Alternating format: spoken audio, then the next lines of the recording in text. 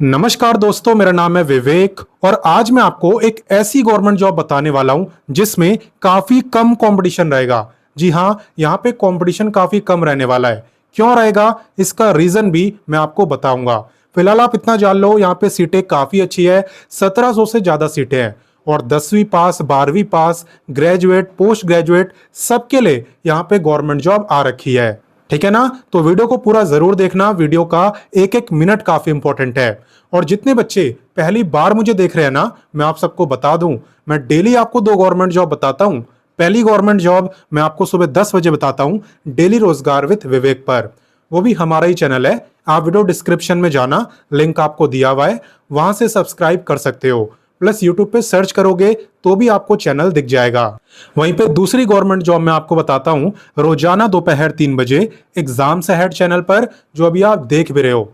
तो सिर्फ देखना नहीं है, सब्सक्राइब करो, बेल आइकन दबाओ और ऑल के ऑप्शन पर टिक कर दो, ताकि मेरे वीडियो डालते ही सबसे पहले आप पे नोटिफिकेशन आ जाए और सबसे पहले आप ही मेरे वीडियोस को देख पाओ। वो कब होगा, जब आप सब्सक्राइब करोगे। ठीक है, तो चलिए अब बात करते हैं आज के गवर्नमेंट जॉब की। तो आज की जो गवर्नमेंट जॉब है ना, ये आपकी निकाली है डीडीए विभाग ने। आप में से काफी बच्चों ने नाम सुना भी होगा। वैकेंसी बिल्कुल लेटेस्ट है। ये वीडियो मैं 6 अक्टूबर को बना रहा हूं और इसके आवेदन भी 6 अक्टूबर से ही हो रहे हैं, यानी कि आज ही से। एंड बात करें लास्ट डेट की, तो फॉर्म भरने की लास्ट डेट है 5 नवंबर, यानी पूरे 1 महीने का टाइम आपको दिया गया है। टोटल पोस्ट की अगर बात करें तो यहाँ पे 1732 आपकी टोटल सीट्स है, सारी मिलाकर। और बाकी बात करें एग्जाम कब होगा, तो आपका जो एग्जाम है वो या तो दिसंबर में होगा या फिर जनवरी 2026 में। क्लियर। तो चलिए इससे आगे बढ़ते हैं और इसकी क्वालिफिकेशन के बारे में जानते हैं। तो अभी आपको स्क्रीन पे जो दिख रहा है ना, यह है इसका ऑफिशियल नोटिफिकेशन। ये आपको कैसे मिलेगा, ये भी मैं आपको वीडियो में बताऊंगा। फिलहाल आप ये जानो मैं आपको क्या क्या बताने वाला हूँ। मैं आपको बताऊंगा पोस्ट का नेम, वो किस कैटेगरी में आता है, उसका पे लेवल क्या है, मैक्सिमम एज कितनी है और क्वालिफिकेशन क्या मांगी है। ठीक है, और हम उन्हीं पोस्टों की बात करेंगे जिनमें कोई भी एक्सपीरियंस नहीं मांगा। ठीक है, तो पहली पोस्ट है प्लानिंग असिस्टेंट की, जो कि आती है ग्रुप बी में। इसका पोस्ट कोड है 12 और इसका पे है लेवल 7 के अकॉर्डिंग। लेवल 7 का मतलब है लगभग इसके आसपास। और जो मैक्सिमम एज है वो है 30 ईयर्स। ये काउंट कब से होगी, ये काउंट होगी फॉर्म भरने की लास्ट डेट से, यानी कि 5 नवंबर से। क्वालिफिकेशन की अगर बात करें तो अगर आपने ग्रेजुएशन करी हुई है प्लानिंग या फिर आर्किटेक्चर में, तो आप इसमें अप्लाई कर सकते हो। नेक्स्ट पोस्ट है आर्किटेक्चरल असिस्टेंट। इसका भी ग्रुप बी है और पे लेवल सेम है लेवल 7 के अकॉर्डिंग। मैक्सिमम एज भी सेम है और क्वालिफिकेशन भी सेम है। यहाँ पे अगर आपने ग्रेजुएशन करी हुई है आर्किटेक्चर में, तो आप इसमें अप्लाई कर सकते हो। इसके बाद बात करते हैं जूनियर इंजीनियर सिविल की। ये पोस्ट भी आपकी ग्रुप बी में आती है और इसका पे लेवल 6 के अकॉर्डिंग है। लेवल 6 का मतलब है लगभग इतना। एज लिमिट की बात करें तो वो है 18 से 27 साल। और कौन अप्लाई करेगा, जिसने आप पे डिप्लोमा कराए सिविल इंजीनियरिंग में। अगर आपने डिप्लोमा नहीं करा, बीटेक कराए, तो भी आप अप्लाई कर सकते हो, बस सिविल में होना चाहिए। इसके बाद बात करते हैं junior engineer electrical slash mechanical की। तो इसका भी सब कुछ सेम है, पे भी सेम है, एज लिमिट भी सेम है। बस इसमें अप्लाई कौन करेगा, जिसने डिप्लोमा कराओ इलेक्ट्रिकल या फिर मैकेनिकल में, या फिर आपने बीटेक कराओ इन्हीं दोनों में से किसी एक ट्रेड में। इसके बाद नेक्स्ट है सेक्शनल ऑफिसर। ये भी आपकी ग्रुप बी की पोस्ट है और पे भी सेम है एज पर लेवल 6। इसकी जो मैक्सिमम एज है वो है 30 ईयर्स।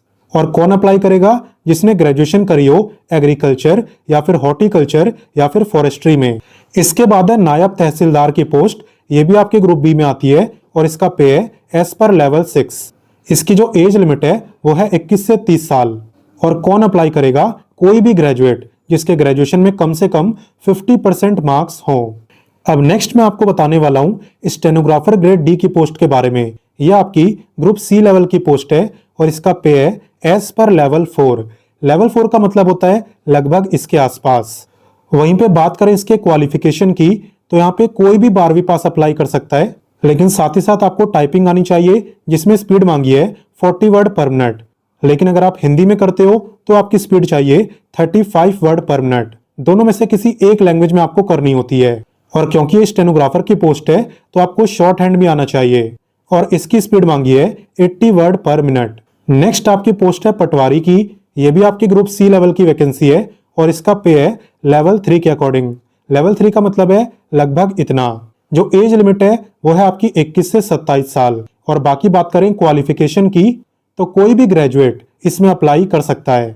इसके बाद आपकी पोस्ट है जूनियर सेक्रेटरीट असिस्टेंट, जिसे हिंदी में सचिवालय सहायक कहते हैं। यह भी आपकी ग्रुप सी लेवल की वैकेंसी होती है और इसका पे है लेवल 2 के अकॉर्डिंग। लेवल 2 का मतलब है लगभग इसके आसपास। और बात करें एज लिमिट की, तो वो है 18 से 27 साल। और इसमें कोई भी 12वीं पास अप्लाई कर सकता है, बस आपको टाइपिंग आनी चाहिए। इंग्लिश में स्पीड मांगी है 35 वर्ड पर मिनट, और अगर आप हिंदी में करोगे तो स्पीड चाहिए 30 वर्ड पर मिनट। ये कब चाहिए होती है? जब आपका एग्जाम वगैरह हो जाता है, रिजल्ट आ जाता है, उसके बाद स्किल टेस्ट के टाइम पर। ठीक है, तो अगर अभी नहीं भी आती तो आप सीख सकते हो। इसके बाद हम बात करने वाले हैं माली की। ठीक है, ये आपकी ग्रुप सी लेवल की वैकेंसी है और पे है लेवल 1 के अकॉर्डिंग। लेवल 1 का मतलब है लगभग इतना। और एज लिमिट की बात करें तो वो है 18 से 25 साल। और इसमें कौन अप्लाई करेगा? कोई भी 10वीं पास, कम से कम आप 10वीं पास होनी चाहिए। बाकी 12वीं पास हो तो भी करना चाहते हो तो कर सकते हो। वैसे आप देखोगे तो सबसे ज्यादा पोस्टें भी माली और एमटीएस में है। ठीक है, एमटीएस में तो सबसे ज्यादा।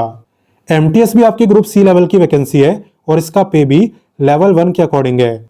और जो एज लिमिट है वो यहाँ पे अलग है। मैक्सिमम एज आपकी 27 ईयर है और मिनिमम 18। और इसमें कौन अप्लाई करेगा? इसमें भी कोई भी 10वीं पास अप्लाई कर सकता है। तो चलिए अब नेक्स्ट बात करते हैं सिलेक्शन प्रोसेस की। देखो यहाँ पे अगर आप इनमें से किसी पोस्ट के लिए अप्लाई कर रहे हो ना, 11 से लेकर 18 के बीच में, तो यहाँ पे आपका सिंगल एग्जाम होने वाला है। एग्जाम के अंदर टोटल 150 क्वेश्चन आपसे पूछे जाते हैं और 2 घंटे का आपको टाइम मिलता है, यानी 120 मिनट का। एग्जाम आपका एमसीक्यू टाइप का होता है, जिसके 2 पार्ट होते हैं। पार्ट 1 की अगर बात करें तो इसके अंदर 100 क्वेश्चन होते हैं 100 मार्क्स के। अब आप बोलोगे किस सब्जेक्ट से आते हैं, तो आपकी जो पोस्ट है ना उसी से रिलेटेड क्वेश्चन इसमें पूछे जाते हैं। और वहीं पे पार्ट 2 की बात करें तो यहाँ पे सब्जेक्ट वाइज बताया हुआ है। 10 क्वेश्चन होते हैं रीजनिंग के, 10 होते हैं क्वांटिटेटिव एप्टीट्यूड के, 10 आपके जनरल अवेयरनेस, 10 इंग्लिश और 10 कंप्यूटर। तो यहाँ पे बस आपको एक सिंगल एग्जाम देना है और कुछ भी नहीं देना। बाकी अब नेक्स्ट बात करते हैं स्टेनोग्राफर ग्रेड डी की, जिसमें कोई भी 12वीं पास अप्लाई कर सकता है जिसे टाइपिंग और शॉर्ट हैंड आती हो। तो यहाँ पे आपका एग्जाम भी होता है, साथ ही साथ स्किल टेस्ट भी। सबसे पहले एग्जाम की बात करते हैं तो एग्जाम के अंदर टोटल 220 क्वेश्चन पूछे जाते हैं और टाइम मिलता है 2 घंटे का। 220 में से 50 होते हैं आपके रीजनिंग के, 100 होते हैं आपके इंग्लिश के, 50 होते हैं जनरल अवेयरनेस और 20 होते हैं कंप्यूटर के।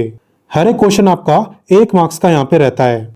जो बच्चा स्टेज 1 को क्वालिफाई करता है यानी कि एग्जाम को, वो जाता है स्टेज 2 यानी स्किल टेस्ट में। यहाँ पे आपका शॉर्ट हैंड का टेस्ट होता है, ठीक है, यानी स्टेनोग्राफी का। और इसके अंदर स्पीड मांगी जाती है 80 वर्ड पर मिनट।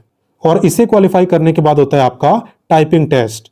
जो लैंग्वेज आपने चूज करी होगी उसी में आपका टाइपिंग टेस्ट होगा। ये फॉर्म भरते टाइम ही आपसे पूछ लिया जाता है।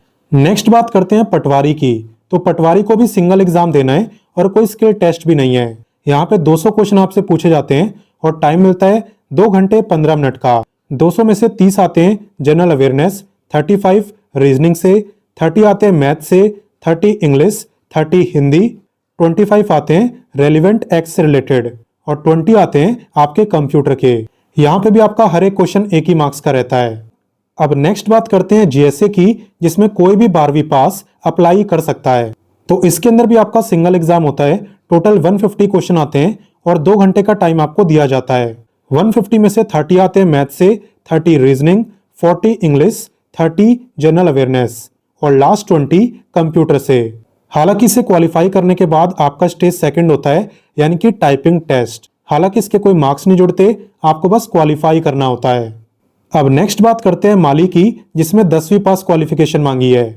यहाँ पे भी आपका सिंगल एग्जाम होता है, बस 2 पार्टों में डिवाइड है। पार्ट 1 की अगर बात करें तो यहाँ पे 100 क्वेश्चन आपसे पूछे जाते हैं आपकी पोस्ट से रिलेटेड। और पार्ट 2 में 50 क्वेश्चन, 10 होते हैं आपके रीजनिंग के, 10 आपके क्वांटिटेटिव एप्टीट्यूड यानी मैथ के, 10 होते हैं जनरल अवेयरनेस, 10 इंग्लिश और 10 कंप्यूटर।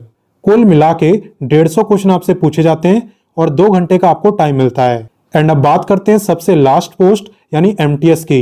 सबसे ज्यादा सीटें एमटीएस में ही है और यहाँ पे भी आपका सिंगल एग्जाम है और कुछ नहीं। इसमें 120 क्वेश्चन पूछे जाते हैं और 120 मिनट का ही टाइम आपको मिलता है। ठीक है। 25 क्वेश्चन होते हैं आपके मैथ से, 25 होते हैं रीजनिंग से, 25 जनरल अवेयरनेस, 25 इंग्लिश और लास्ट के 20 कंप्यूटर। कुल मिला के 120 क्वेश्चन, 120 मार्क्स। और बाकी बात करें कि आप इसकी तैयारी कहां से करोगे, तो आप वीडियो के डिस्क्रिप्शन में जाना, मैंने आपको सभी बुक्स का लिंक दे दिया है। उन बुक से आप इस गवर्नमेंट जॉब की तैयारी कर सकते हो। तो अब नेक्स्ट बात करते हैं एप्लीकेशन फीस की। और यहाँ पे यही मेन रीजन है कंपटीशन कम रहने का। देखना, आप में से भी कुछ ही बच्चे फॉर्म को भरेंगे।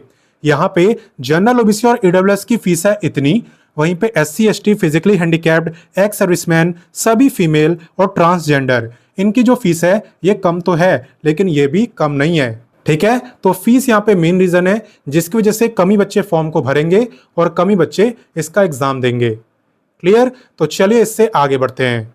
तो चलिए अब बात करते हैं कि आपको इस वैकेंसी में अप्लाई कैसे करना है। तो सबसे पहले आपको गूगल ओपन करना है और टाइप करना है www.rozgartime.com। ठीक है, बिल्कुल सेम टाइप करना, स्पेलिंग मिस्टेक मत करना। उसके बाद आपके सामने हमारी ऑफिशियल वेबसाइट ओपन होगी। अगर आप सिर्फ डीडीए की वैकेंसी देखना चाहते हो तो इस पे क्लिक करना, और अगर और भी जॉब्स आपको देखनी हो तो आप अपनी क्वालिफिकेशन के अकॉर्डिंग यहाँ पे और भी गवर्नमेंट जॉब्स देख सकते हो। बाकी मैं डीडीए के बारे में बताता हूँ। आपको इस पे क्लिक करना है। इस पे क्लिक करके यहाँ पे वैकेंसी का नेम लिखना है जो कि है डीडीए। उसके बाद आप सर्च करना, और अब आप यहाँ पे देख सकते हो सबसे ऊपर ही आपको डीडीए की वैकेंसी दिख जाएगी। तो इस पे आपको क्लिक करना है। क्लिक करने के बाद आप देखोगे कि यहाँ पे सारी जानकारी आपको दी हुई है। वैसे मैं आपको ऑलरेडी सब कुछ बता चुका हूँ, आपको दोबारा नहीं पढ़ना पड़ेगा। और ऐसे आप पढ़ते पढ़ते जब नीचे की तरफ जाओगे तो आपको सभी लिंक्स भी मिलेंगे। यहाँ पे आप देख सकते हो डीडीए रिक्रूटमेंट इंपॉर्टेंट लिंक्स। तो जिस समय मैं वीडियो बना रहा हूँ ना, अभी यहाँ पे अप्लाई का लिंक नहीं आया है, तो जैसे ही आएगा मैं अपडेट कर दूंगा और आपको भी मिल जाएगा, तो उसकी चिंता आप मत करो। बाकी आपको ऑफिशियल नोटिफिकेशन पढ़ना हो तो आप इस पे क्लिक करके पढ़ सकते हो। और अगर आप खुद से यहाँ पे अप्लाई लिंक ढूंढना चाहते हो तो वो भी पॉसिबल है। आपको क्लिक करना है ऑफिशियल वेबसाइट पर। आप देख सकते हो डीडीए की वेबसाइट यहाँ पे ओपन हो चुकी है, और आप नीचे की तरफ आना, यहाँ पे कॉलम मिलेगा जॉब्स एंड इंटर्नशिप के नेम से, तो इस पे आपको क्लिक करना है। यहीं पे अप्लाई लिंक आएगा। और बात करें जॉब लोकेशन की, तो यहाँ पे लाइफ टाइम आपकी जॉब लोकेशन दिल्ली रहती है। और बाकी अप्लाई कोई भी कर सकता है, किसी भी स्टेट से रोका किसी को नहीं है। बस फर्क इतना है कि अदर स्टेट वाले जनरल कैटेगरी में आएंगे। तो भाई काफी बच्चों को इस वैकेंसी का इंतजार रहता है, इसलिए आपकी ड्यूटी है कि आप इस वीडियो को अपने दोस्तों, भाई बहनों सबके साथ शेयर करो और उन्हें बताओ कि डीडीए की भर्ती आ चुकी है। बाकी मैं आपसे मिलता हूं नेक्स्ट वीडियो में एक नई गवर्नमेंट जॉब के साथ, और तब तक के लिए जय हिंद, वंदे मातरम।